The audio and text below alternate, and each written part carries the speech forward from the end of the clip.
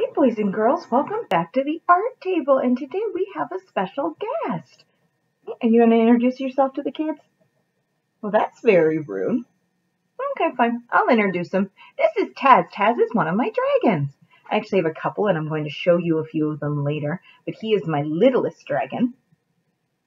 And he is joining us because today we are making dragons.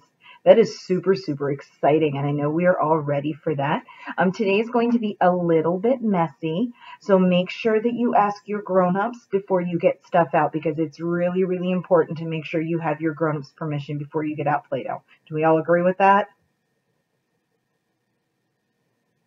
Yeah, I should certainly hope so. So some of you might be wondering how I'm making him move. And that's because he's a puppet. If I twist my fingers like this, he moves his head back and forth, and I push it up and down, and he goes like this. And Taz isn't just a puppet. He is actually a work of art, too. He was handmade by an artist in Pennsylvania. And like I said, he is my smallest dragon. I have a couple of them. You could say I collect this artist's artwork.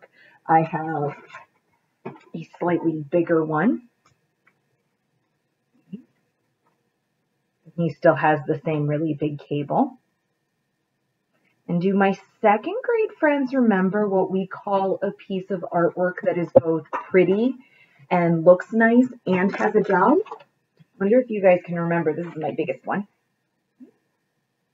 It's called a functional piece of artwork. So these puppets are functional because they are a working piece of art, but they're also very pretty. In fact, most of the time they just decorate my shelf because I don't have time to use them.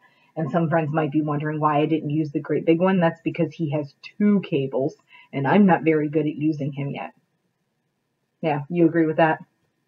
Okay, I can make his head go up and down. I can't do much else.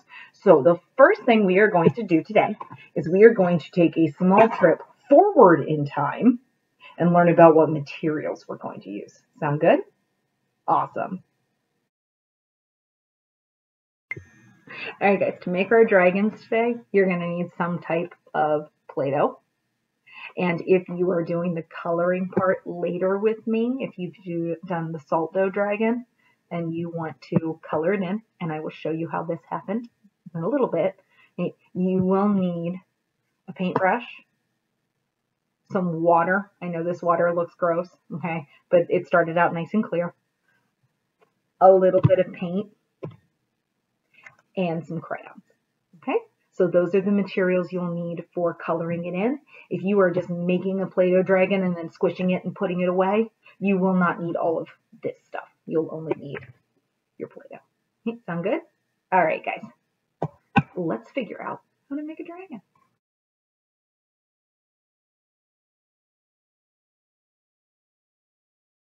All right, so making a dragon out of clay is what our actual 3rd grade project would be if we were still in the art studio. But since we're not, we are going to use Play-Doh. Now, this is the salt dough that I made in the recipe a little bit ago. You can also use just regular Play-Doh. And actually, regular Play-Doh will harden to a consistency that you can keep for a while if you let it out to dry. I asked my son, who this Play-Doh belongs to, if I could borrow it at least a little bit to show my students how Play-Doh dries and what it looks like when it's dry. And he said, no, mommy, no use my Play-Doh. So I'm going to put this away, and we are not going to use it. We will use this Play-Doh instead. So let me get this out of the bag, and then we will get started. All right, boys and girls, so I got my Play-Doh out of my bag, or at least most of the way, and I am actually realizing that mine has way too much water in it to be usable. So do you remember when I did that example of how to make Play-Doh and I added just a little bit of extra water to mine? I would actually need to today add some more flour to this to make it usable because it's actually just sticking to my hands. So here is what we are going to do. I am going to go wash my hands. You should be able to use your salt dough if it's not like, falling apart like this. If yours is, add a little bit more flour to make it less doughy and it'll work for you. I am going to go wash my hands because that's kind of gross. And then I am going to get out some of my old Play-Doh and I will build you a dragon using regular Play-Doh, and then I will put it back in the container so that someone can use it later and I just won't save it. Okay? So you guys could actually save yours out of Play-Doh, but this is not going to work today.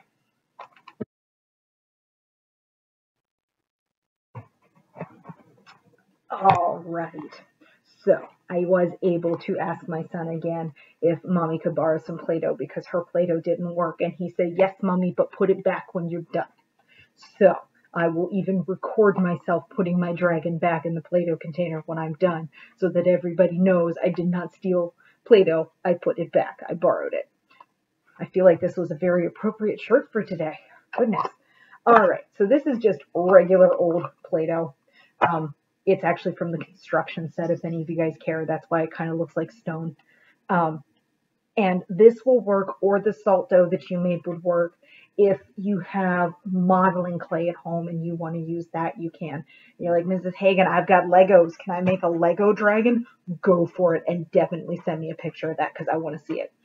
All right, so here is our first step of our Play-Doh, clay, whatever we're going to call it, dragon. We're going to make a ball and squish it. So some of you guys might remember that I have told you before that there are only like 3 different kinds of shapes you can make out of clay. A pancake, a ball, and a coil. Because everything else that you make, you use your fingers to push and pull into the shapes, or if you have a cutting tool, to cut them into the shapes that you want to use. All right, so we're going to start with just a big old pancake. And if you want that to be a different shape, you can totally get out a cutting tool and make that happen. Here, I'll stick it all back here so we can see all of it. Right? And then if we were in the art room using regular clay, we would do a push pot next. So you have a choice. You can just make a great big ball and stick it on. Or you can make a push pot. So you start, give it a thumbs up, give it a thumbs down, turn it into a hat, and push. And kindergarten friends who might be watching this one, okay, you will learn how to make push pots next year with me, okay? And you just kind of follow along the best you can, or make your own idea. That is okay too. All right, then we take this and we set it on top and we scooch it together.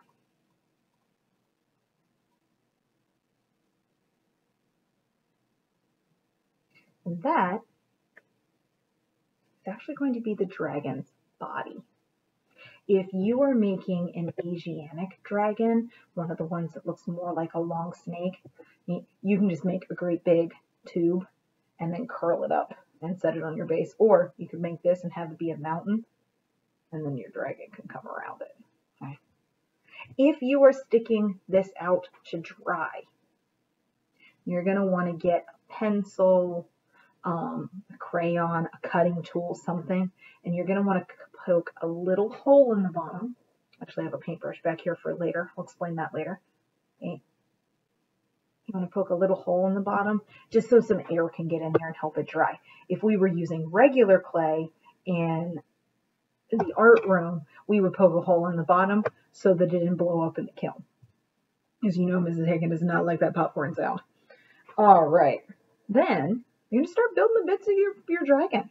You're like, Mrs. Hagen, I want to make a 5-headed dragon with 30 legs. Cool, do it.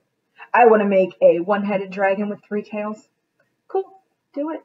Mrs. Hagen, my dragon is not going to have a tail.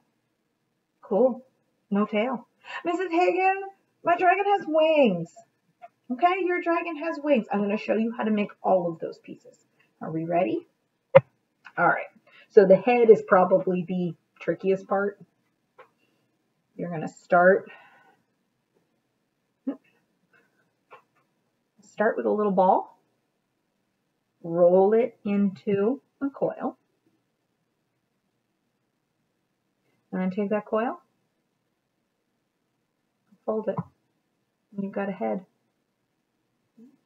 You can even pinch little horns into it. You can use your nails, push a little nose into it. If you have something to cut your Play-Doh with, you can use that to add other little details. I'm going to give him kind of a little beard. Okay? And then to give mine eyes, I'm just going to poke. Alright, so there's my dragon's head. He's going to hang out over there. Alright, dragon's neck. Done. Dragon's legs.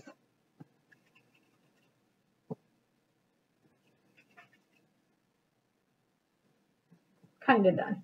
Let's go like this a little bit. Alright, so for the legs, I'm going to shape them a little bit after I coil them. And I'm going to kind of press to give it more of a shape. And then kind of press in to give them toes. You could even cut them apart to make toes if you'd like to. That's up to you. And so all I did was press it a little bit so it had more of a shape. And give it little indents with my pinky nail to give them toes. The back legs I'm going to do a little bit differently. If your dragon doesn't have back legs, don't give it back legs. If you're like, Mrs. Hagen, there's this one dragon that I know about from this story, and I want to make that one. Awesome, do that. It's your dragon. That did not work very well. There we go. All right, so I'm going to start with the same kind of coil. And then this time, I'm going to take it and roll it back on top of itself to make a back leg shape. And to make that weird shape go away, I just kind of push it so it's more like a back leg. And do you guys notice how I'm making all of my pieces before I start attaching them? This is kind of how we would work in the art room too. We would make all of the pieces first. So if you want to like sit down and make yourself a list of things that you need to make, or even draw a picture of what it looks like before you start, go for it. This is just a fun lesson. If you're like, Mrs. Hagen, I just want to use the Play-Doh to make a crocodile. Cool, make a crocodile. It's your Play-Doh, guys. I'm showing dragons because I promised my third grade friends dragons. So that is what we are doing here. But if you want to make something else out of your Play-Doh, make something else out of your Play-Doh. It is your project. All right, now I've got a tail. I'm actually going to poke it just a little bit. There we go. And then wings. Wings are like the easiest thing ever. You just take it and make a great big pancake.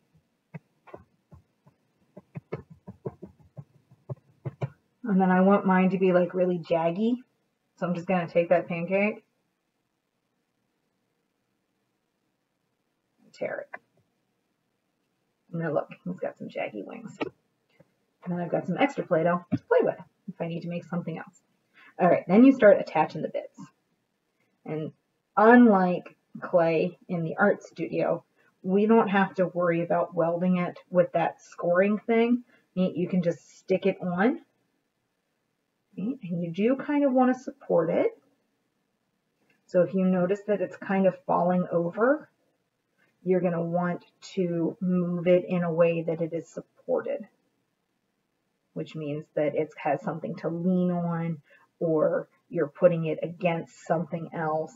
If you realize, hey, that piece is too big, I need to make it smaller, just gently take some off. Because clay is really cool. So is Play-Doh, in that it is both an additive method of sculpture, which means you're adding things to it. Paper sculpture is very additive. You take a piece of paper, you put another piece of paper with it, you add on to make your project. Okay, so clay is additive because you can add pieces, but it is also subtractive, which means that you can take things away.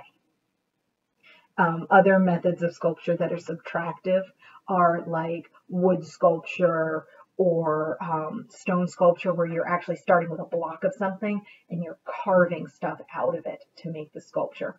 Clay, like I said before, allows you to do both, which is pretty cool.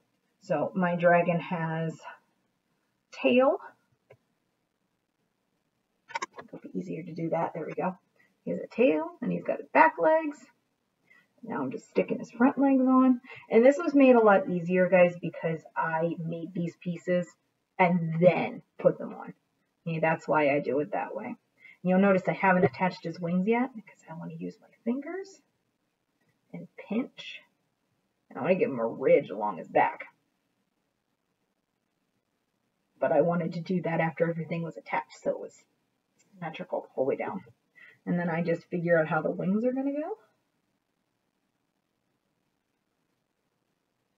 And I put my wings.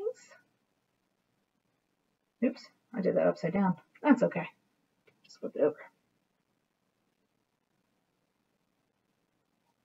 And I put my wings on my dragon. And I have a fun little dragon friend. It's pretty cool, isn't he? Now, if I were allowed to keep him, if my son had said I was allowed to keep the Play-Doh and keep it as an example, I would set him up on a shelf and let him dry. I'm not allowed. I have to put him away. So that is the other really fun thing about Play-Doh is we can make something one day. Hi, do you want to be part of art class today, miss? My kitty's coming to visit. She's making sure I put the Play-Doh away. Hold on a second.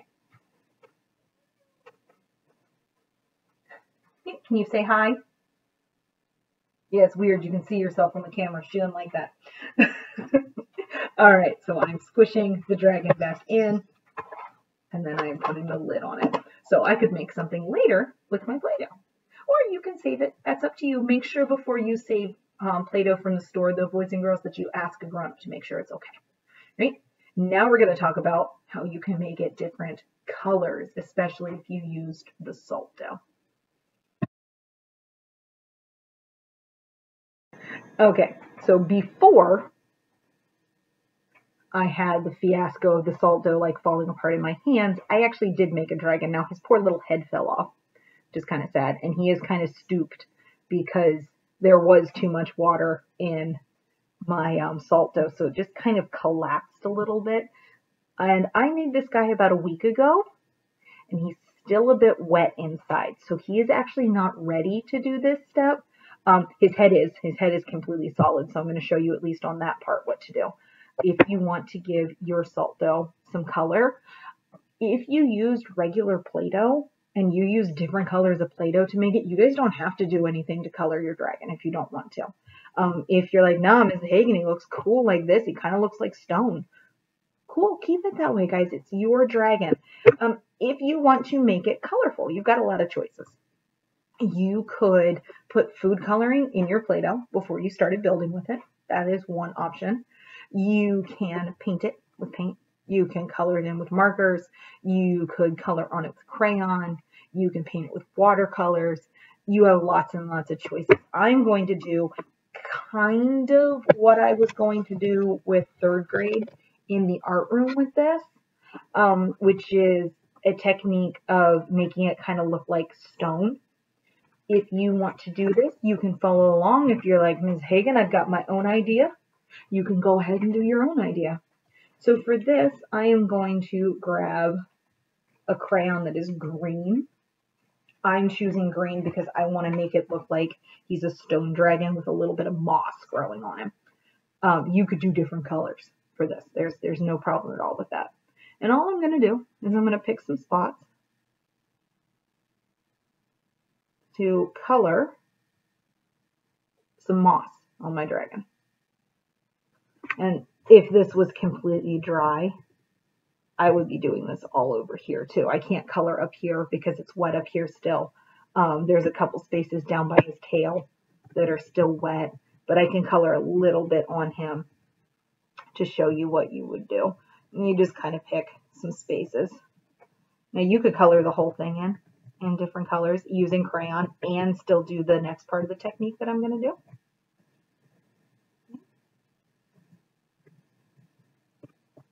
He's going to be a really mossy dragon. Lots of green. Mostly because this part's fun. It feels kind of cool to color on top of the Play-Doh. All right. Then you are going to need a paintbrush and a paint mixture. All right. So my paint mixture is just some water, and then I added just some washable tempera paint because this is what I have at my house. You could use watercolor. You could use water and food coloring. You could use anything that your grown-ups say that it is okay for you to use. And because I mixed all of the colors, it's making this kind of odd brown color, which is actually what I want because I want it to look stony.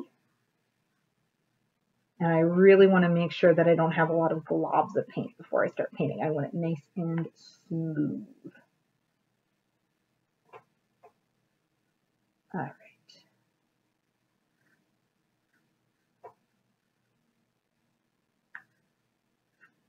There we go. All right, so then I just dip in the water and I paint on top. And where the Play-Doh has lots of little crevices, the water is going to stick inside it and the paint's going to set. And where it has crayon, it's going to push the paint away. Kind of like when we do crayon resist. And I can do a couple of spaces on the other part of my dragon, but I can't do a lot of spaces. But this will be able to show you just a little bit of the difference. See how in the cracks that water is starting to set? So where it's able to sit like that, it'll dry darker. And where it falls off, it'll dry lighter. And that will give the impression of shadows and highlights and kind of a stony texture. And again, you want to set this off to the side for it to dry. And make sure your grown-ups say it is okay for you to get stuff out that is messy. And if you're wondering how I'm going to attach his head after everything's dry again, I'm just going to take a little bit of regular old Elmer's glue and stick it on, and then it'll dry. And he'll sit on there like that, and he'll be my cute little stone dragon. I hope that you guys are ready to do this. Go do a thing.